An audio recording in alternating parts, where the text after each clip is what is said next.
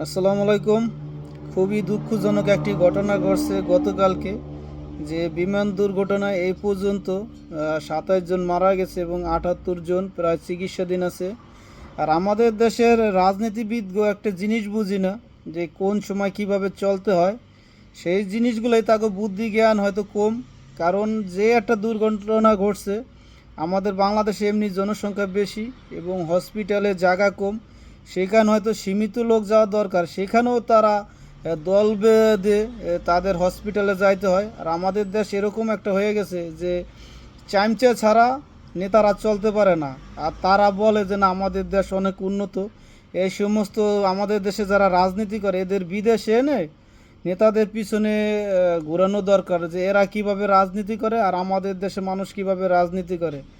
এদেশের মানুষ, অন্যান্য দেশের মানুষ যারা রাজনীতি করে, তারা দলের দিনে দেশকে বেশি স্বার্থ দেয়। আর আমাদের দেশে যারা রাজনীতিবিদরা আছে, তারা স্বার্থের দেশের দিনে তাদের হলো দলের স্বার্থ তারা বেশি দেখে। এই দেশের রাজনীতিবিদদের কি হবে? আর এদের দিয়ে যে আমাদের দেশ উন্নত হবে, এটা আসলেই পসিবল না। আর কি, অনেক বছর আগে একটা ইটালিয়ান ভাই আমাদের দেশের সিস্টেম নিয়ে একটা কথা বলছিল। আসলেই তার কথাগুলো অনেকেই আমরা বাংলাদেশে বুঝি নাই, কিন্তু যত দিন যাইতেছে আমাদের বাংলাদেশের এমন কোনো সেক্টর নাই যে দুর্নীতি না নাই, আর কোনোটা সেক্টরে সঠিক পরিকল্পনা নাই। সব জায়গায় অপরিকল্পিতভাবে চলাফেরা করে, কোনো ক্ষেত্রে পরিকল্পনা নাই। আর একটা ক্ষেত্রে পরিকল্পনা খুব আছে, যে নির্বাচনের সময় কিভাবে ভোট বিক্রি করতে হয়, কে কত টাকায় ভোট বিক্রি করবে। এই ক্ষেত্রে আমাদের দেশ এখনও দুর্নীতিমুক্ত। আর সব ক্ষেত্রে দুর্নীতি আছে, খালি ভোট বিক্রির ক্ষেত্রে এখনও আমাদের দেশ সলিড আছে। আর যে আমাদের বিমান বাহিনীর যে একটা দুর্ঘটনা ঘটলো গতকালকে, আমাদের দেশের পরিকল্পনা নাই দেখে আমাদের দেশের এই দুর্ঘটনা হয়। আর বর্তমানে আমাদের বাংলাদেশের কোনো জায়গায় নিরাপত্তা নাই। স্কুল, কলেজ, পার্ক, নিজের ঘরে, হসপিটাল, খাবারের রেস্টুরেন্ট, কোনো জায়গায় আমাদের দেশে এখন নিরাপত্তা নেই।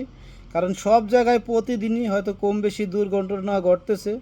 আর বিদেশের একটা জিনিস দেখেন, যে একটা দেশে যদি 6টা বিভাগ থাকে, এই 6টা বিভাগ 6 জায়গায় তারা কার্যক্রম রাখে, কারণ একটা বিভাগের উপর কোনো সময় তারা চাপ প্রয়োগ করে না। আর আমাদের বাংলাদেশ এমনি একটা ছোট্ট একটা দেশ, আর ঢাকা শহর এমনি যে জনবহুল ঢাকা শহর। আর প্রত্যেকটা অফিস, যত পদের ট্রেনিং, যত কিছু আছে সমস্ত কিছু ঢাকায়। আমাদের দেশের হয়তো শিক্ষিত আছে কিন্তু সুশিক্ষিত নাই। আমাদের দেশ হয়তো উন্নত হয়েছে কিন্তু পরিকল্পনা নাই। কি বলবো, দুঃখের কথা। আর যারা নিহত হয়েছে তাদের পরিবার হয়তো কিভাবে দিন যাইতেছে হয়তো আল্লাহ পাক জানে। সবাইকে ধৈর্য ধরার তৌফিক দেব। আজ এই পর্যন্তই। ভালো থাকবেন সবাই। আল্লাহ হাফেজ।